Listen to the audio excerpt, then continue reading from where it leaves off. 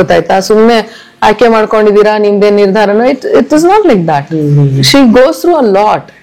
ಸ್ನೇಹಿತರೆ ನಮಸ್ಕಾರ. ಸದ್ಯ ಮಾಧ್ಯಮಗಳಲ್ಲಿ ನಟಿ ಭಾವನಾ IVF ಮೂಲಕ ಟ್ವಿನ್ಸ್ ಮಕ್ಕಳನ್ನು ಪಡಿತಾ ಇರೋ ವಿಷಯ ಸಿಕ್ಕಾಪಟ್ಟೆ ಚರ್ಚೆ ಆಗ್ತಾ ಇದೆ.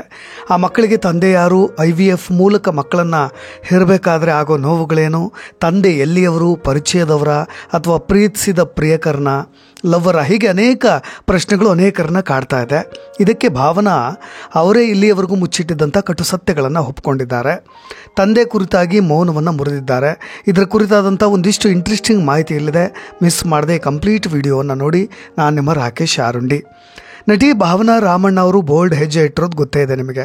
ಮದುವೆಯಾಗದೆ, ಸಂಗಾತಿ ಇಲ್ಲದೆ IVF ಮುಖಾಂತರವಾಗಿ ಭಾವನಾ ರಾಮಣ್ಣ ಅವರು ಗರ್ಭ ಧರಿಸಿರೋದು.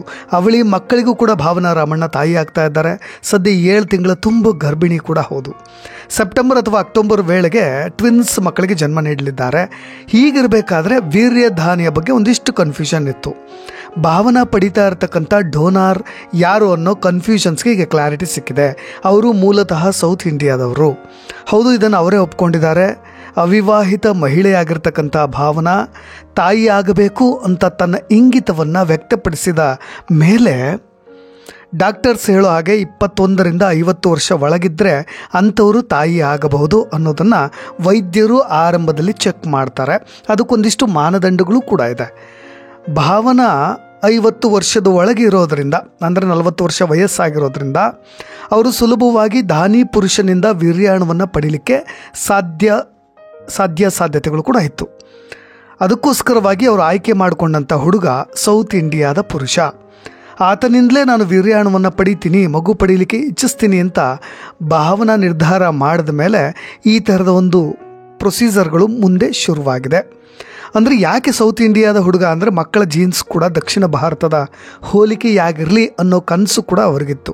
ಏಕೆಂದರೆ ಇಲ್ಲಿ ತಮ್ಮದೇ ಹೋಲಿಕೆಯಾಗ್ತಕ್ಕಂತಹ ಮಕ್ಕಳು ಜನಿಸಿದರೆ, ಅಂದರೆ ಬಣ್ಣದ ವಿಷಯವಾಗಿರ್ಬೋದು ಅಥವಾ ತಾವು ಇಚ್ಛಿಸುವ ಬಣ್ಣ, ಆಕಾರ, ವ್ಯಕ್ತಿತ್ವದ ಉದ್ದೇಶವೂ ಕೂಡ, ತನ್ನ ಮಕ್ಕಳ ವ್ಯಕ್ತಿತ್ವವೂ ಕೂಡ ಈ ಒಂದು ಸೌತ್ ಇಂಡಿಯಾದ ಕಲ್ಚರ್, ನೇಚರ್ ಜೊತೆಗೆ ಆ ಥರದ ಸಂಸ್ಕೃತಿಗಳ ಹೋಲಿಕೆ ಇರಲಿ ಅಂತ ಇಲ್ಲಿಯವನ ಹುಡುಗನ ಆಯ್ಕೆಯೇ ಅವರು ಮಾಡಿದ್ದಾರೆ. ಅಂದರೆ ಆಹಾರದ ಬಯಕೆ ಆಗಿರ್ಬೋದು, DNA ಸ್ಟ್ರಕ್ಚರ್ಗಳ ವಿಚಾರದಲ್ಲಾಗಿರ್ಬೋದು, ಎಲ್ಲವೂ ಒಂದೇ ಇರಲಿ ಅನ್ನೋದಕ್ಕೆ.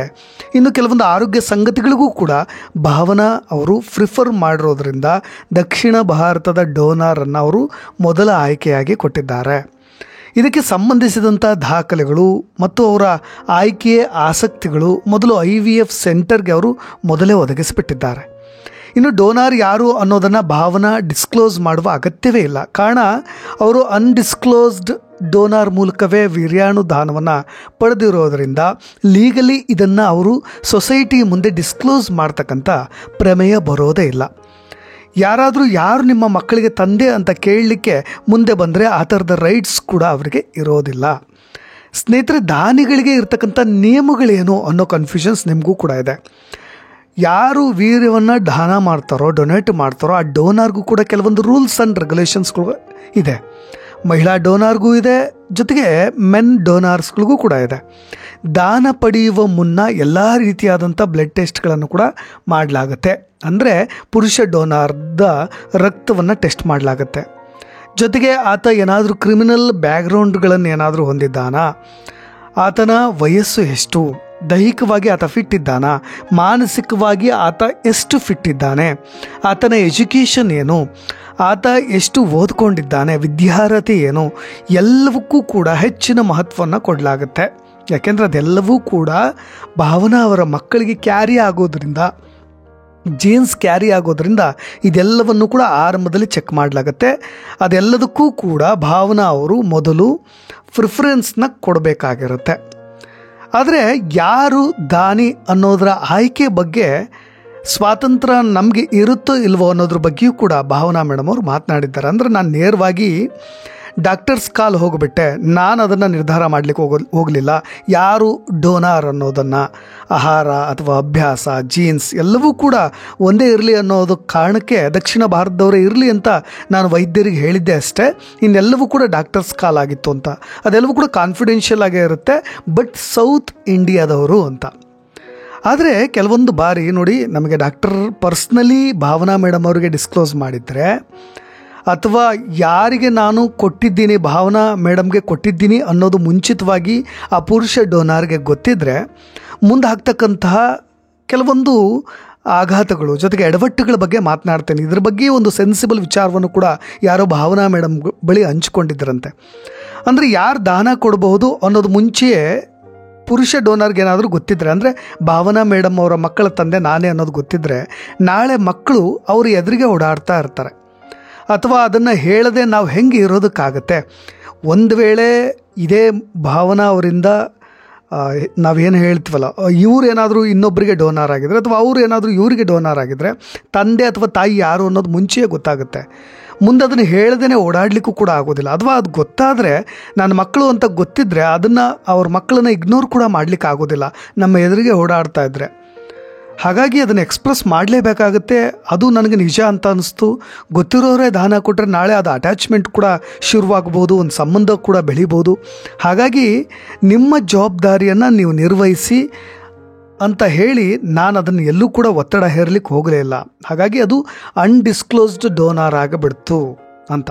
ಮುಂದೆ ಯಾವುದೇ ರೀತಿಯಾದಂಥ ಕಾಂಪ್ಲಿಕೇಟ್ ಆಗದೆ ಇರಲಿ, ನನ್ನ ಮಕ್ಕಳಿಗೆ ಈ ರೀತಿಯಾದಂಥ ಬರ್ಡನ್ ಬೇಡವೇ ಬೇಡ ಅಂತ ಅನ್ನಿಸ್ತು. ಅದಕ್ಕೋಸ್ಕರವಾಗಿ ನಾನು ನಿರ್ಧಾರವನ್ನು ತೆಗೆದುಕೊಂಡೆ ಅಂತ. ಸ್ನೇಹಿತರೆ, ನಿಮಗೆಲ್ಲ ಗೊತ್ತಿರೋ ಹಾಗೆ ಸ್ವಂತ ಮಕ್ಕಳನ್ನು ಹೊಂದುವ ಆಲೋಚನೆ ಭಾವನಾ ಮೇಡಮ್ಗೂ ಆರಂಭದಲ್ಲಿ ಇತ್ತು ಅಂತ. ಯಾಕೆಂದರೆ 20ರ ಹರೆಯದಲ್ಲಿ ಎಂದಿಗೂ ಕೂಡ ನಾನು ಮಕ್ಕಳನ್ನು ಹೊಂದಬೇಕು ಅನ್ನೋ ಆಲೋಚನೆ ಅವ್ರಿಗೆ ಇರಲಿಲ್ವಂತೆ. ಆದರೆ 30ನೇ ವಯಸ್ಸಿಗೆ ಬಂದಾಗ ಅವರು ಪ್ರೀತಿಯಲ್ಲೂ ಕೂಡ ಬೀಳಬೇಕು ಅಂತ ಸಿದ್ಧರಾಗಿದ್ದರು. ಆಗಲೂ ಕೂಡ ತಾಯ್ತನ ಪಡಿಬೇಕು ಅನ್ನೋದು ಅವ್ರ ವಿಷಯವಾಗಿರಲಿಲ್ಲ. ಆದರೆ 40ನೇ ವಯಸ್ಸಿಗೆ ಕಾಲಿಟ್ಟಾಗ ಈ ಸಂದರ್ಭದಲ್ಲಿ ನಾನು ನಿರ್ಲಕ್ಷ್ಯ ಮಾಡಬೇಕು ಅಂತ ಅವ್ರಿಗೆ ಅನ್ನಿಸ್ಲಿಲ್ಲ. ಹಾಗಾಗಿ ಈ ಥರದ ಒಂದು ಆಳವಾದಂಥ ಬಯಕೆಯನ್ನು ಅವರು ಪೂರೈಸಿಕೊಳ್ಳಲಿಕ್ಕೆ IVF ಮೊರೆ ಹೋಗಿಬಿಟ್ರು. ಹಾಗಾಗಿ ಇವತ್ತು ಅವರು 7 ತಿಂಗಳ ಗರ್ಭಿಣಿ ಆಗಿದ್ದಾರೆ. ಸಾಂಪ್ರದಾಯಿಕ ರೀತಿಯಲ್ಲಿ ತಾಯಿ ಆಗಲಿಕ್ಕೆ ಬಯಸಿದ್ದಾರೆ. ಮದುವೆಯಾಗದ ಕಾರಣ ಸಹಾಯಕ ಸಂತಾನೋತ್ಪತ್ತಿ ಸೇರಿದಂತೆ ಇತರ ಯಾವ್ದ್ಯಾವ ಸಾಧ್ಯತೆಗಳು ಇದೆ ಅನ್ನೋದ್ರ ಕಡೆ ಗಮನ ಹರಿಸಿ ತಾಯಿಯಾಗುವ ಬಯಕೆಯನ್ನು ಈಡೇರಿಸಿಕೊಳ್ತಾ ಇದ್ದಾರೆ. ಮೊದಲೇ ಅವರು ಸಿಂಗಲ್ಲು, ಆದರೆ ಮದುವೆಯಾಗದ ಮಹಿಳೆಯರಿಗೆ ದೀರ್ಘಕಾಲದವರೆಗೆ ಈಗ ಲಾ ಸಪೋರ್ಟ್, ಈ ಕಾನೂನಿನ ಸಪೋರ್ಟ್ ಕೂಡ ಬೇಕಾಗುತ್ತೆ. ಅದಕ್ಕೋಸ್ಕರವಾಗಿ ಅವರು ಕಾನೂನಿನ ಚೌಕಟ್ಟಿನಲ್ಲಿ ಏನೇನೆಲ್ಲ ಚೇಂಜಸ್ ಆಗಿದೆ, ಜೊತೆಗೆ IVF ಏನೆಲ್ಲ ಸಪೋರ್ಟ್ ಮಾಡುತ್ತೆ ನನಗೆ ಅನ್ನೋದನ್ನು ಕೂಡ ಅವ್ರು ಯೋಚನೆ ಮಾಡಿದ್ರು. ಕೆಲವೊಂದು ಕ್ಲಿನಿಕ್ಗಳನ್ನು ಸಂಪರ್ಕ ಮಾಡಿದಾಗ ಅವರು ಕೂಡ ಇದನ್ನು ರಿಜೆಕ್ಟ್ ಮಾಡಿದ್ರಂತ IVF ಟ್ರೀಟ್ಮೆಂಟ್ ಕೊಡಲಿಕ್ಕೆ. ಅದಾದ ಮೇಲೆ ಕೊನೆಯದಾಗಿ ಇದರ ಮುಖಾಂತರವಾಗಿ IVF ಮುಖಾಂತರವಾಗಿ ಮಕ್ಕಳನ್ನು ಪಡಿಬೋದು ಅನ್ನೋದನ್ನು ಸ್ಪಷ್ಟವಾಗಿ ತಿಳಿದುಕೊಂಡಂಥ ಭಾವನಾ ಅದೇ ರೀತಿಯಾಗಿ ಮಕ್ಕಳನ್ನು ಪಡಿತಾ ಇದ್ದಾರೆ. ಅಂದರೆ ಮದುವೆಯಾಗದ ಮಹಿಳೆ ಅಂತ ತಿಳಿದ ತಕ್ಷಣ ಕೆಲವೊಂದು ಕ್ಲಿನಿಕ್ಗಳು ಈ IVF ಮುಖಾಂತರವೂ ಕೂಡ ಇವ್ರನ್ನ ಪೇರೆಂಟ್ ಮಾಡಲಿಕ್ಕೆ, ತಾಯಿ ಆಗಲಿಕ್ಕೆ ಬಹಳಷ್ಟು ಜನ ವೈದ್ಯರು ಮಾತನಾಡದೆ ಫೋನ್ ಕೂಡ ಕಟ್ ಮಾಡಿದ್ದರಂತೆ. ಈಗ ಎಲ್ಲವೂ ಕೂಡ ಬದಲಾಗಿದೆ. ಅವಿವಾಹಿತ ಮಹಿಳೆಯೂ ಕೂಡ IVF ಮುಖಾಂತರ ಮಕ್ಕಳನ್ನು ಪಡೀಲಿಕ್ಕೆ ಅವಕಾಶವೂ ಕೂಡ ಇದೆ. ಸ್ನೇಹಿತರೆ, ಏನಾದರೂ ಮಕ್ಕಳನ್ನು ಪಡೆಯುವ ಅವಕಾಶ ಇದ್ದರೆ ಅದು ಮಹಿಳೆಯರಿಗೆ 21ರಿಂದ 50 ವರ್ಷ, ಪುರುಷರಿಗೆ 21ರಿಂದ 55 ವರ್ಷಗಳ ಮಿತಿಯನ್ನು ಕೂಡ ನಿಗದಿಪಡಿಸಲಾಗಿದೆ. ಸ್ನೇಹಿತರೆ, ಇದಿಷ್ಟು ಭಾವನಾ ಮೇಡಮ್ ಅವರು ಇಲ್ಲಿಯವರೆಗೂ ತಮ್ಮ ಅಂತರಾಳದಲ್ಲಿ ಅಥವಾ ಬಚ್ಚಿಟ್ಟುಕೊಂಡಿದ್ದಂಥ ಕೆಲವೊಂದು ಸತ್ಯಗಳನ್ನು ಬಹಿರಂಗಪಡಿಸೋ ಕೆಲಸವನ್ನು ಮಾಡಿದ್ದಾರೆ. ನಿಮಗೊಂದಿಷ್ಟು ಕ್ಲಾರಿಟಿ ಈಗ ಸಿಕ್ಕಿದೆ IVF ಬಗ್ಗೆ ಇದ್ದಂಥ ಗೊಂದಲಗಳು ಅನ್ನೋದನ್ನು ನಾನು ಕೂಡ ಖಾತ್ರಿಪಡಿಸಿಕೊಳ್ಬೋದು. ನಿಮ್ಮ ಕಮೆಂಟ್ಸ್ ಕೂಡ ಇಂಪಾರ್ಟೆಂಟ್ ಆಗುತ್ತೆ. ಇನ್ನಷ್ಟು ಅಪ್ಡೇಟ್ಸ್ಗಳೊಂದಿಗೆ ಮತ್ತೆ ಬರ್ತೀನಿ. ನಾನು ರಾಕೇಶ್ ಶಾರುಂಡಿ. ಧನ್ಯವಾದ.